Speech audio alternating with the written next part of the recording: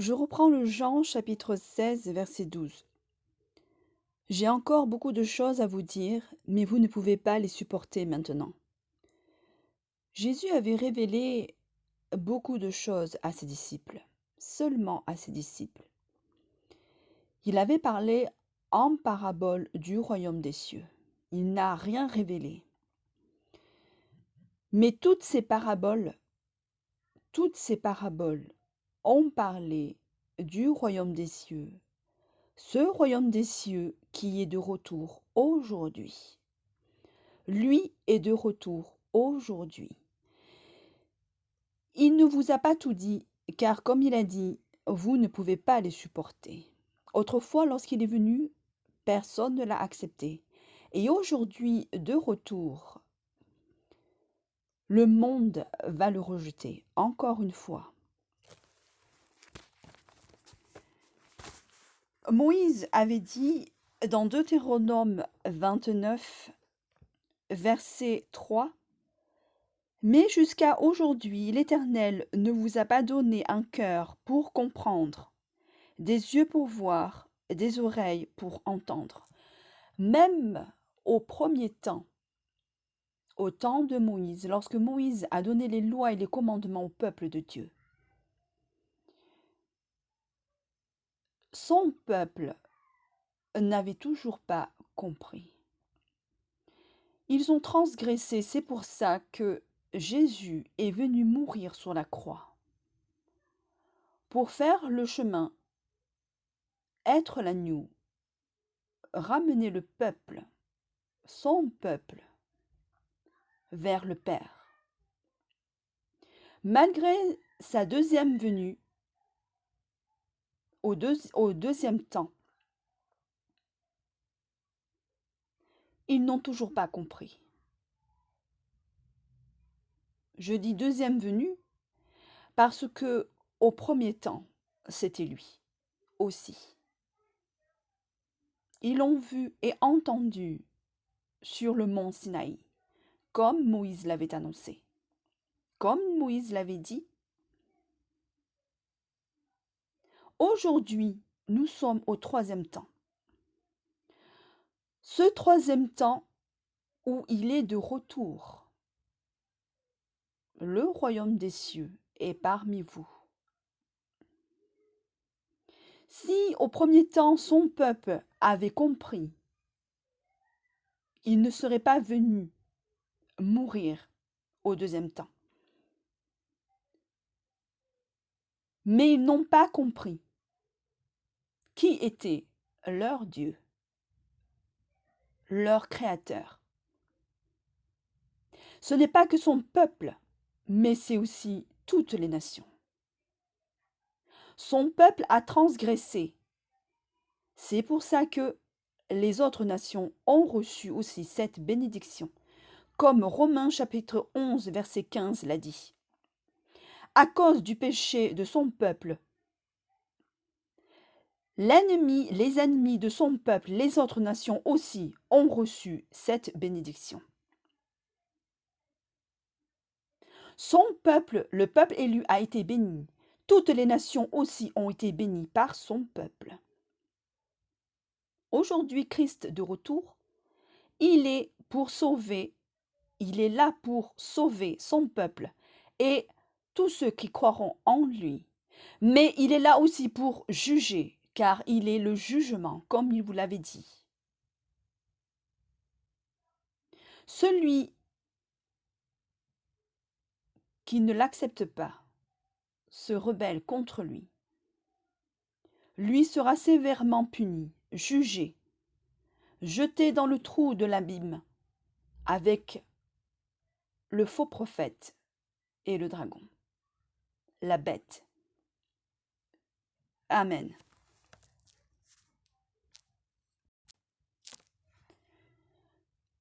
Il est de retour aujourd'hui pour interpréter sa parole, rétablir sa vérité, celle que l'humanité a faussée. C'est pour ça que nous le voyons aujourd'hui. Il y a beaucoup de doctrines, de religions. Voici ce que dit Christ. Voici ce que dit Christ dans le Troisième Testament. En son temps, le temps de Christ, notre Seigneur, beaucoup crurent que le Christ se trompait de chemin et altérait la loi. C'est pour cela qu'ils le combattirent et le persécutèrent. Mais la vérité, comme la lumière du soleil, s'impose toujours aux ténèbres. Aujourd'hui, ma parole sera combattue à nouveau. Ils l'ont combattue autrefois, aujourd'hui de retour. L'humanité va encore le combattre. Parce qu'il y en aura qui croiront trouver en son essence des contradictions, des confusions et des erreurs, mais sa lumière resplendira à nouveau dans les ténèbres de cette époque, l'époque aujourd'hui, le troisième temps. Beaucoup qui entendront sa vérité aujourd'hui, celle que nous annonçons, l'Église véritable de Christ, qui est sur sa sainte montagne, le mont Sion, la radio va chlouper dans les nuées. Beaucoup ont entendu, beaucoup vont l'entendre. Ils ne vont pas croire et vont le combattre encore une fois. Mais que dit Christ? Sa lumière resplendira à nouveau. Sa lumière qui est la lumière du soleil s'imposera et détruira les ténèbres. Amen. Et l'humanité verra que le chemin et la loi que je vous ai révélés sont les mêmes que ceux de ce temps-là et seront les mêmes de toujours. Alléluia. Voici ce que dit Christ encore. Ceci est le troisième temps en lequel je suis venu pour vous enseigner la leçon qui devra unir spirituellement l'humanité. Il est de retour aujourd'hui. Il est celui qui va unifier toutes les nations en une seule. Parce qu'il est dans ma volonté que les langues, les races et les différentes idéologies ne représentent plus un obstacle pour son unification. L'essence avec laquelle je formais un esprit est la même que tous possèdent et les substances qui composent le sang qui coulent dans les veines des hommes sont identiques en tous. Par conséquent, tous sont égaux et dignes de moi, et je suis revenu pour tous. Alléluia. Les transformations que souffrira la vie humaine seront si grandes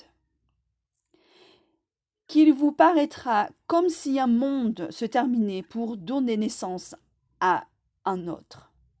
Oui, nous sommes dans le temps, comme dans l'évangile de Matthieu 24, Jésus l'avait annoncé, et aussi les prophètes. Comme Daniel l'avait dit, c'est un temps de détresse, d'une très grande détresse que l'humanité n'a jamais vécue.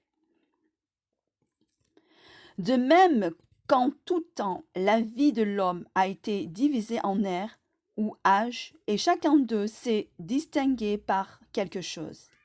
Soit par ses découvertes, par les révélations divines reçues, par son développement dans le sens de la beauté qu'il appelle art, ou par sa science, le temps qui débute à présent, l'ère qui apparaît comme une nouvelle aurore se distinguera par le développement des dons de l'esprit, de cette partie que vous auriez dû cultiver pour éviter tant de maux et que vous avez toujours remise à plus tard. C'est la vérité. Si l'humanité avait accepté l'esprit de vérité, l'homme n'aurait pas tant souffert et aujourd'hui l'homme ne souffrirait pas. Mais aujourd'hui même, aujourd'hui où nous sommes à l'ère de la nouvelle aurore, vous allez souffrir parce que vous n'acceptez pas les dons de l'esprit. Je continue. Ne croyez-vous pas que la vie humaine puisse se transformer totalement en développant la spiritualité, en cultivant les dons de l'esprit et en établissant la loi que dicte la conscience en ce monde, bientôt tous les peuples comprendront que Dieu s'est adressé à eux au cours de chaque ère, le premier, deuxième et aujourd'hui le troisième temps. Que les révélations divines ont été l'échelle que le Seigneur a tendue aux hommes pour qu'ils puissent monter jusqu'à lui. Et c'est pourquoi je vous ai lu Deutéronome chapitre 29 et Jean 16. Parce qu'au premier temps, le peuple de Dieu, l'homme, n'avait pas compris. Au second, Christ est venu, lui l'amour, la vérité, la charité, le pardon. Ils n'ont pas compris. Et aujourd'hui, de retour, lui, Élie, la lumière du monde. Ils vont tous le rejeter. Je continue. Les uns appelleront ce nouveau temps l'époque de la lumière, cette époque celle où nous sommes. D'autres le nommeront l'ère du Saint-Esprit, d'autres encore le temps de la vérité. Amen. Et moi, je vous dis que ce sera le temps de l'élévation, de la récupération spirituelle et de la revendication. Le temps de l'élévation, car aujourd'hui Christ de retour, l'Esprit de vérité, la lumière du monde. Il est celui qui va rendre la vérité, faire la lumière à tous. Pas tous ne verront ou n'accepteront, mais certains accepteront la vérité. Eux seront ceux qui s'élèveront, comprendront et viendront vers le Père. Cette ère est celle que depuis longtemps j'ai souhaité voir vivre dans le cœur de l'homme, et qui a été continuellement combattue et détruite par lui-même.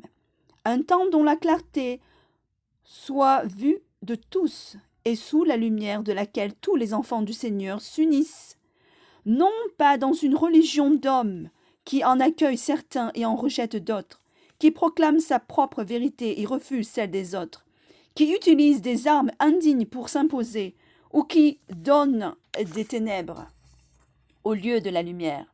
Voici le troisième temps au cours duquel l'esprit de l'humanité devra se libérer des chaînes du matérialisme, ce qui entraînera la plus grande lutte d'idées que compte l'histoire des hommes. La perversité, l'égoïsme, l'arrogance, le vice, le mensonge de tout ce qui a assombri votre vie tomberont, comme des idoles cassées aux pieds de ceux qui leur rendirent culte pour céder le pas à l'humilité. Amen. Gloire à notre Seigneur. Aujourd'hui, nous voyons les trois plus grandes religions, celles du judaïsme, du christianisme et l'islam. Les trois ont une base, Jésus, Christ. Christ dit qu'il ne faut pas se juger les uns les autres, se détester, car il nous avait dit « Celui qui aime le Père, fait la volonté du Père, vénère le Père, de tout son cœur, son esprit, son âme. Celui qui aime son prochain, son frère comme lui-même, lui connaît le Père, lui sera sauvé. »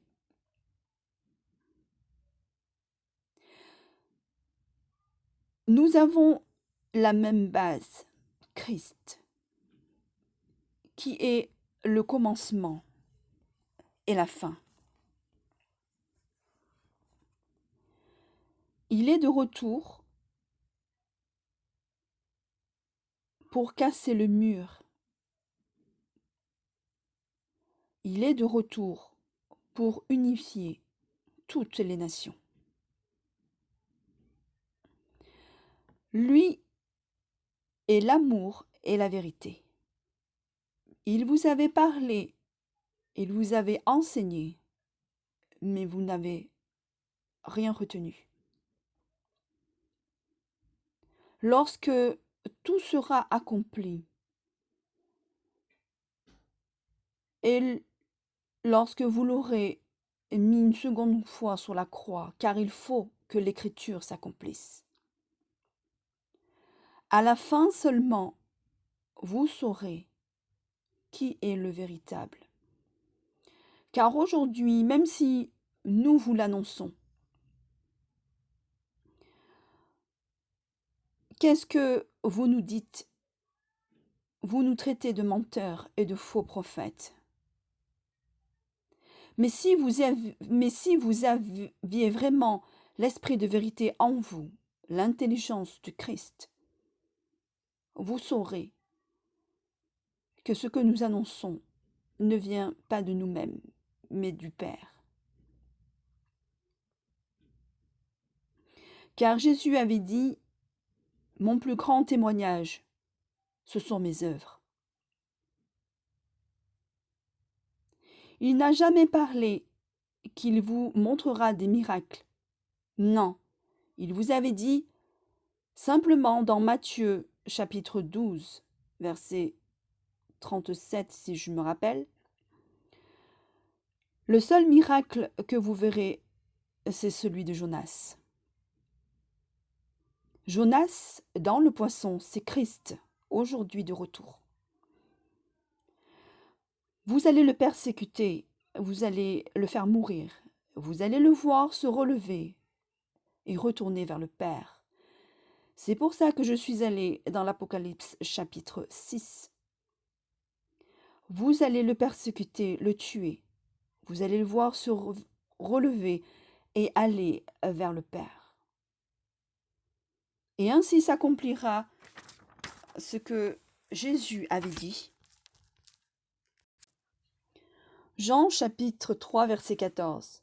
Et tout comme Moïse a élevé le serpent dans le désert, il faut aussi que le Fils de l'homme soit élevé, afin que quiconque croit en lui ne périsse pas, mais qu'il ait la vie éternelle. En effet, Dieu a tant aimé le monde qu'il a donné son Fils unique, afin que quiconque croit en lui ne périsse pas, mais ait la vie éternelle. Dieu, en effet, n'a pas envoyé son Fils dans le monde pour juger le monde, mais pour que le monde soit sauvé par lui.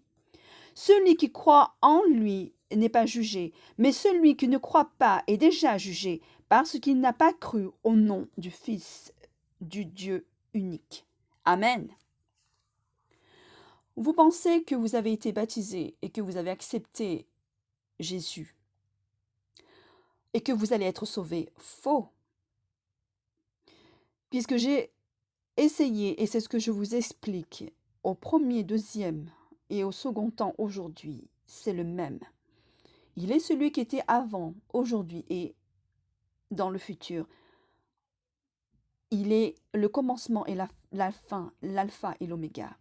Celui qui trouve le commencement trouvera la fin, et celui qui a le commencement aura la vie. Et si vous n'avez pas compris cela, eh bien, vous êtes perdu. Et vous êtes pauvre d'esprit. Il est de retour aujourd'hui. C'est pour sauver le monde. Celui qui croira en lui sera sauvé et aura la vie avec lui. Jésus a parlé des choisis, 144 000 dans l'Apocalypse. Les 144 000 sont ceux qui seront persécutés comme le Christ. Et si vous ne me croyez pas, relisez la Bible. Ne pensez pas que ce que les prêtres, les professeurs de la loi vous ont enseigné et ce que vous-même vous avez compris. Vous pensez que vous allez être sauvés et que vous n'allez pas subir les tribulations? Faux. Puisque dans l'Apocalypse, les 144 000 sont ceux qui ont lavé leur sang avec le sang de l'agneau, qui ont lavé leurs robes, leurs habits avec le sang de l'agneau. Ce sont ceux qui ont été persécutés, comme Christ va l'être et a été, À celui qui parviendra jusqu'à la fin sans se détourner, qui vaincra le monde comme Christ l'a vaincu, mourra avec le Christ, sera sauvé seulement et aura la vie avec lui. Gloire à notre Seigneur. Que Dieu vous bénisse et à une prochaine fois.